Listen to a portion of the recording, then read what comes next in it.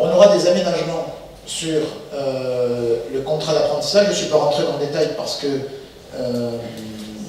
il faudra sans doute l'affiner. On va être jeune plus longtemps en France, c'est peut-être une bonne nouvelle ça. On sera jeune jusqu'à 30 ans, mais non plus jusqu'à 25 ans. On est déjà vieux plus longtemps. Alors, ouais, je note que dans les 28 pays de l'Union européenne, il n'y en avait qu'un jusqu'à présent où on était jeune jusqu'à 30 ans. Tous les autres, on était jeunes officiellement jusqu'à 25 ans. Et le seul pays, c'était évidemment, je parle comme un Toulousain, c'était évidemment un pays du Sud, c'était l'Italie, où la jeunesse allait jusqu'à 30 ans. Et donc, dorénavant, il y en aura deux. Il y aura l'Italie et la France, donc culture latine.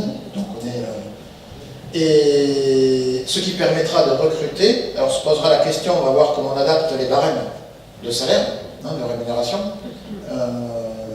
mais on aura la possibilité de faire de l'apprentissage jusqu'à 30 ans. On pourra conclure les contrats quand on veut, ça c'est le principe du système ouvert. On n'a plus les 6 mois dans l'année, 3 mois avant et 3 mois après le début de la formation. On pourra faire des contrats quand on veut. C'est l'OPCA qui enregistrera les contrats, donc exit les chambres de commerce sur ce sujet-là. Les consulaires perdent cette compétence-là, après d'ailleurs en avoir perdu pas mal d'autres. J'ai aucun souvenir d'un arbitrage qui a été rendu favorablement aux chambres de commerce sur les 10 années passées. Et on va assouplir, là pour vos métiers c'est important, les règles relatives au travail des mineurs en termes de durée maximale de travail dans la journée. Actuellement c'est 7, on va passer à 8 vraisemblablement, et puis on aura des dérogations pour pouvoir faire travailler également la nuit sur certains métiers ou sur des horaires qui empiètent sur la nuit, notamment chez les boulangers.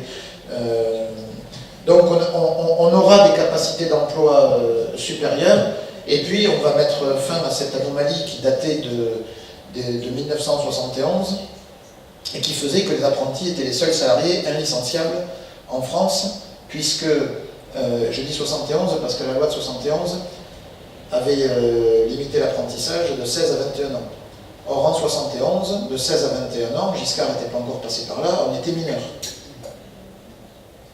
La majorité était à 21 ans. Et c'est en 1974 qu'elle est passée à 18 ans. Donc tous les apprentis étaient mineurs.